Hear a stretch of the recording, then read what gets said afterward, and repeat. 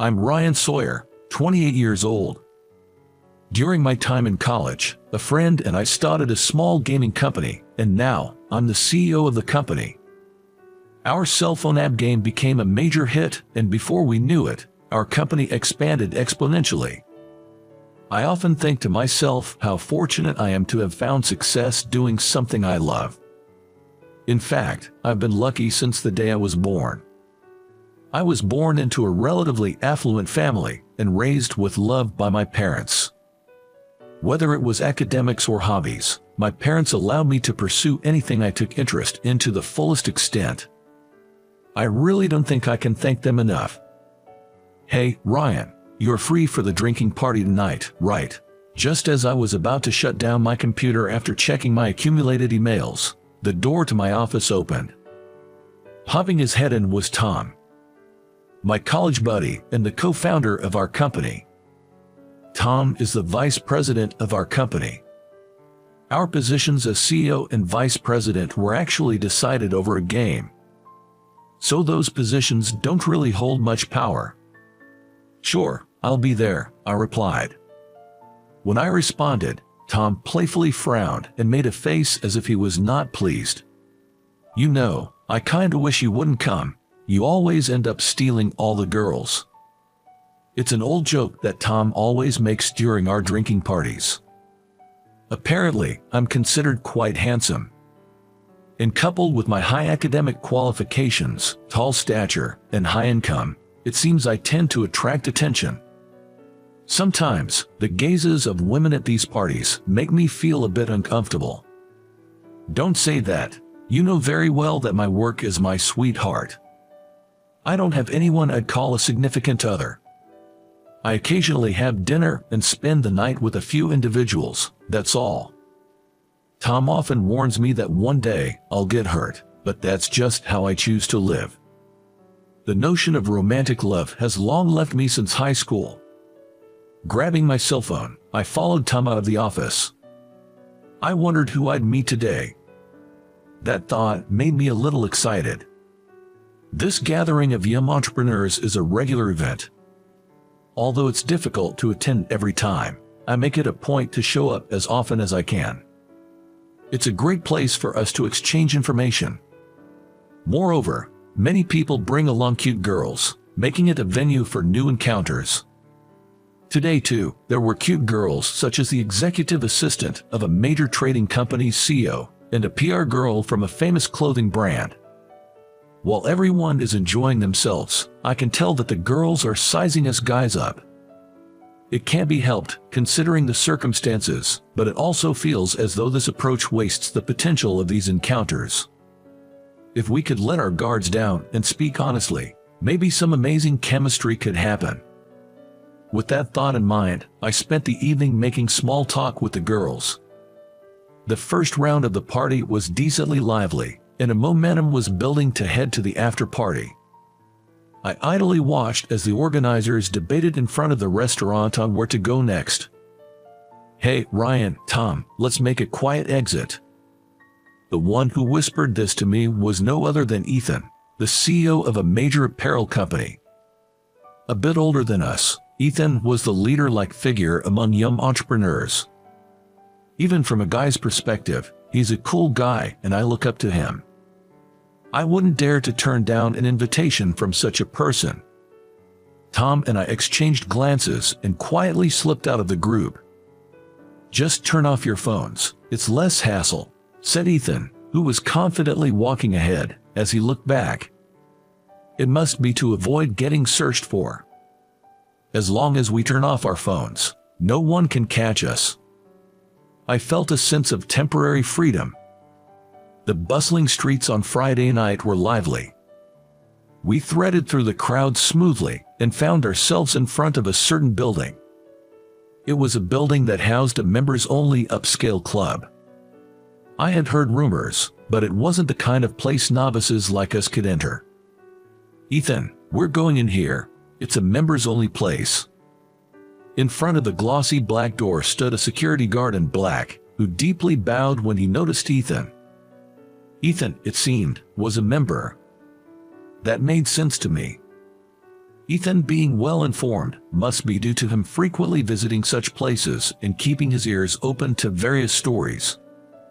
I got introduced to this place recently and became a member, he said. Apparently, you can get in if you're with a member, so Tom and I ventured into this unknown world. Inside, the lighting was cleverly dimmed, making the calm interior design look even more chic. Beautiful women were seated at each table, engaging in low, whisper-like conversations with the guests. Just a glance, and I could spot faces of known CEOs and owners. It felt like a social gathering of the elite, and I started to feel a bit tense. Ethan, who seemed used to all of this, casually introduced us to the beautiful hostess. The elegant hostess said, "I'm happy to see young people here," and welcomed us warmly. Honestly, I've never been to places with girls. I've never been to a strip club. We were guided to velvet sofas, and immediately a girl came and sat next to us. She handed out a business card with her nickname on it, and I hurriedly started searching for mine. The girl found my confusion amusing and let out a little laugh. Ethan seemed to have someone in mind, as he looked like he was waiting for her. His slightly anxious profile made him look like a boy. "Ethan, thank you for always coming." A girl elegantly sat next to Ethan, saying this as she approached. Her slim shoulders were revealed by a navy blue dress that suited her fair complexion well. "Nina, we've kept you waiting. I've brought along some juniors today," Ethan said, introducing us to Nina. Nina bowed her head to us with a cheerful smile. Of course, Nina would likely be her work name, but it suited her well. "Nice to meet you, I'm Nina." When she raised her face after saying that, I caught sight of Nina's face and almost let out a surprised, "Oh." The person standing before me was my high school friend, Lisa Thompson. She looked different, but I was sure it was her. "Wait, Lisa Thompson, right?" I tentatively asked. Nina responded with a grin, evading my question by saying, "Who knows? Perhaps it might be a nuisance to mention her real name here." So, I decided not to push any further. Nina is apparently a popular hostess at this club. Even after she joined us at our table, she was called to various others, busily moving around for greetings and send-offs. Despite the hectic environment, Nina never let her smile fade. She generously offered her beautiful smile to everyone. The woman in front of me was the exact opposite of the Lisa I knew. After all, I've only seen her smile once. The impressions were so far apart that perhaps I had the wrong person. By the time we were leaving, I had come to this conclusion. The high school library that smelled of old books. She, a library committee member, was always seated at the counter. Always expressionless, with a cold side profile. For some reason, I just can't forget her. In the end, I left the club without verifying the truth, being sent off with a broad smile. Ethan seems quite smitten with Nina, and on the way home, I was regaled with stories about her. Ethan, would you mind inviting me the next time you go to the club?" At this, Ethan looked a bit surprised. He knows well that I usually don't frequent such places, so it must have been unexpected. But he quickly smiled and readily agreed. From the bottom of my heart, I wanted to keep visiting the club until at least I uncovered the true identity of Nina. That day, I was confused as Nina and Lisa kept appearing alternately until I fell asleep. Ethan was kind enough to keep his promise with me. Over the weekend, he contacted me and we decided to go back to the club together. On this day, Nina wasn't there when we arrived as she was accompanying a regular customer. Ethan immediately called over the madam, introduced me politely, and suggested that I should definitely become a member of the club.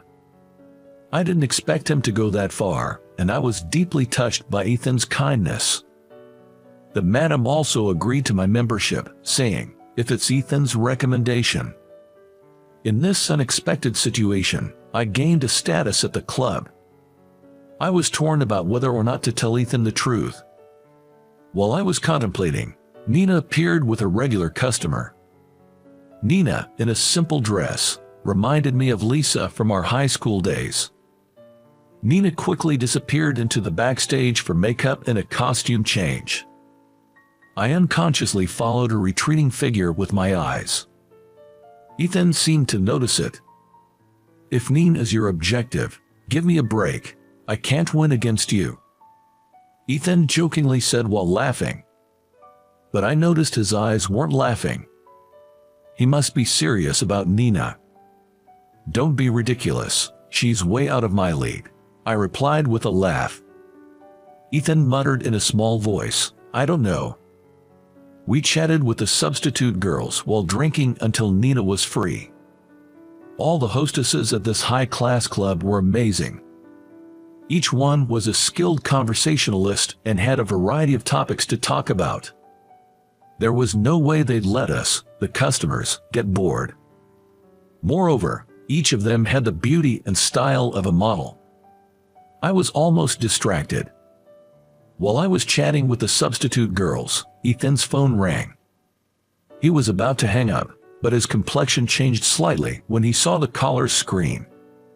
"I need to take this outside," he said, and left the club. It must have been an important call. The problem was that I was left alone. This was only my second time visiting a place like this, and I was left feeling out of place, unsure of what to do. Ethan returned after about 5 minutes, but apparently some problem had occurred at his company. He said he had to return to the office immediately and left the club reluctantly. Just before leaving, he told me that he had paid for everything that day. Just as Ethan left, Nina came to my table. "Sorry for the wait. It's your second visit, right? Thank you so much," Nina said with a smile as she smoothly replaced my glass. Sure enough, I saw glimpses of the Lisa I knew. When the helper left the table and it was just Nina and me, I decided to ask her directly. "You're Lisa, right? The one who was on the library committee in high school?" Instantly, Nina's smile faded from her face. "It's a mixed blessing to have good intuition and a good memory, Ryan," she said. There was Lisa, the girl I knew so well. Even with her makeup done beautifully and dressed up in a dress, her cold side profile was the same as before. I felt a little relieved. "I wonder why I can't ask why," I said. The Lisa I knew was a top student in school. She was the kind of student who was expected to receive a scholarship for university. But according to Ethan, she had dropped out of high school and was working hard. "Please don't be interested in me. Don't interfere with my work because of your nostalgia. That's a meaningless emotion," Lisa said while avoiding my gaze. Then she raised her hand towards the waiter. "Please take him home. Thank you." Just like that, I was forced to leave the club by Lisa. Just before the elevator door closed, she smiled and said, "Don't ever come back," making me feel her rejection. That night, I had a nostalgic dream. Lisa was sitting at the counter in the high school library. "What are you reading?" At first, I spoke to her casually. I think it was just a greeting for me. Lisa glared at me with her eyes turned up. "Are you borrowing, or are you returning?" Lisa asked me, without any hint of a smile, in a business-like manner. It was the first time a girl I had approached had reacted so unsociably, and I was a little surprised. Looking back now, I think I was an annoying guy with an excessive self-confidence because I knew I was popular. I, who had no bucks to borrow or return, was at a loss for words. Then, as if she was disgusted, she sighed and dropped her eyes back to the book she had been reading. It felt like I was being ignored, and it annoyed me. As a library committee member, "Don't you have any recommended books?" I persistently called out to her. Looking annoyed, Lisa looked up at me and placed an in-service sign on the counter. "What kind of book are you looking for?" She came out from behind the counter and asked me. I, who hadn't thought about anything, hastily repeated, "A book you recommend." Then she disappeared into the aisle of bookshelves. In less than 2 minutes, she had found a book. This is my recommendation. The book she handed me was a paperback titled Stories of Thoroughbreds. When I took the book she offered, she went back inside the counter. No facial expression during the lending process. I think I was just fixating on things like the whiteness of her nape when she looked down, or the line of her jaw in profile. This is how my interactions with Lisa began.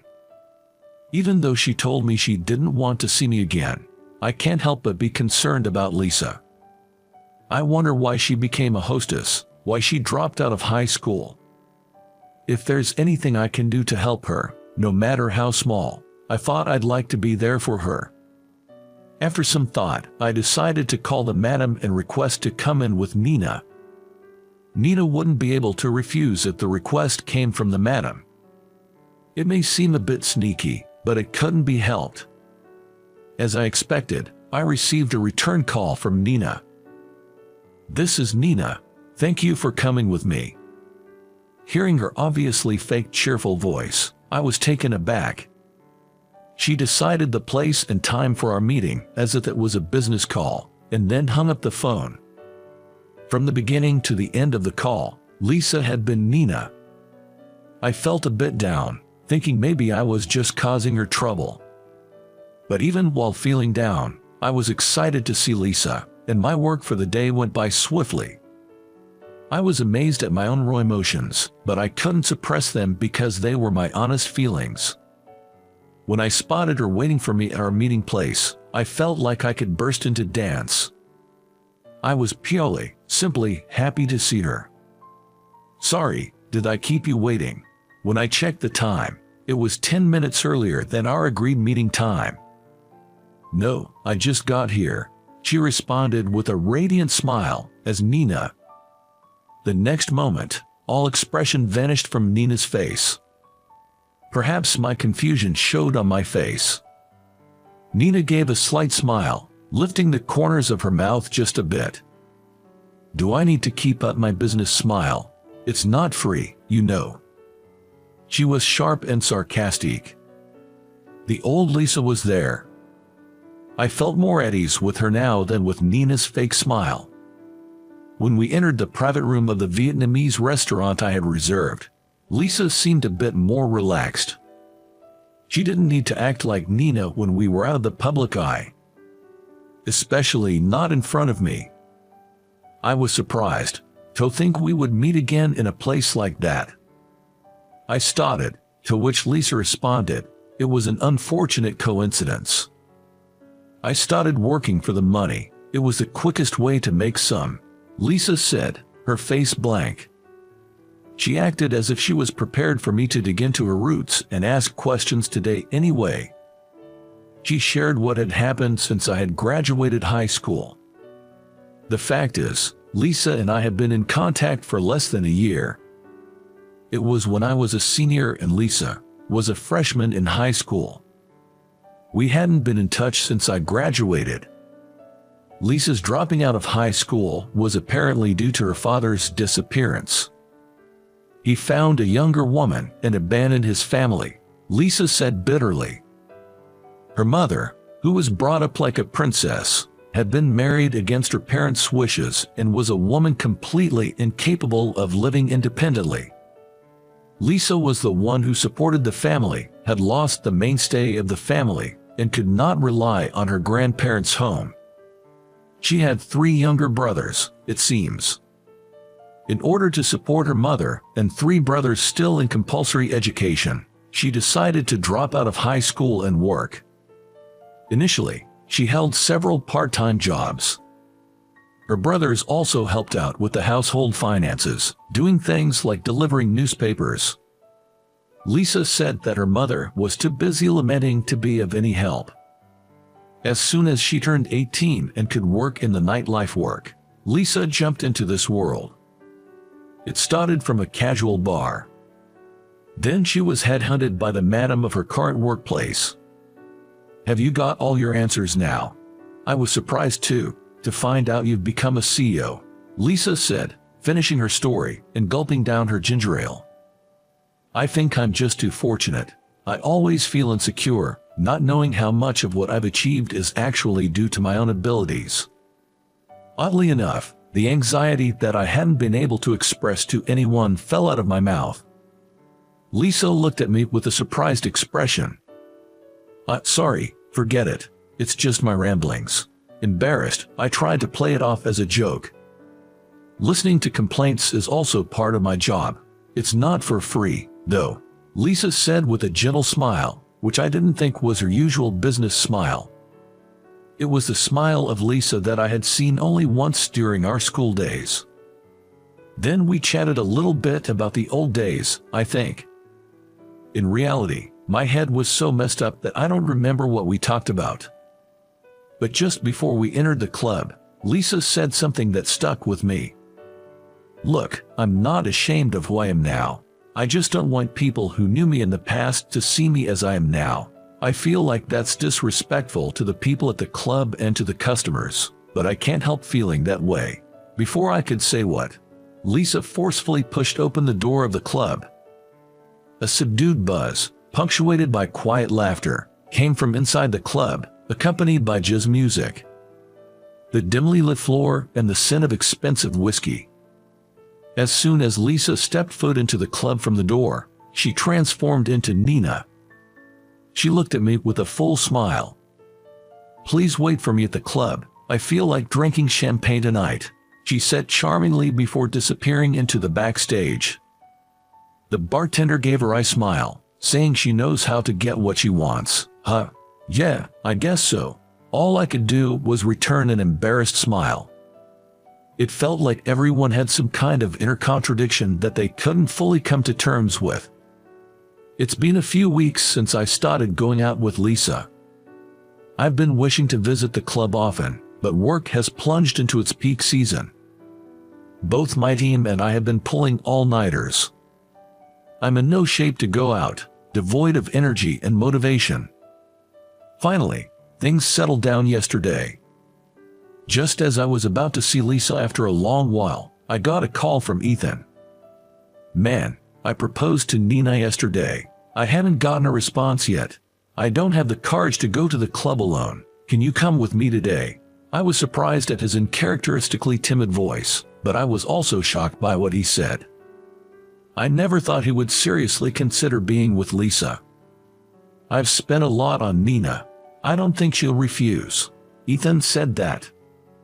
No doubt, there's no customer who has spent more on Nina than he has. But just because of that, I felt like he was taking Lisa for granted, thinking she couldn't refuse. I have something to tell you that I've been hiding. I thought I couldn't deceive Ethan any longer. Of course, I had no intention of deceiving him from the beginning. I just couldn't bring myself to say it. I have a bad feeling, but let's hear it. Ethan probably had a hunch. His voice tone dropped a bit as he said that. He probably invited me to the bar today as a countermeasure against me.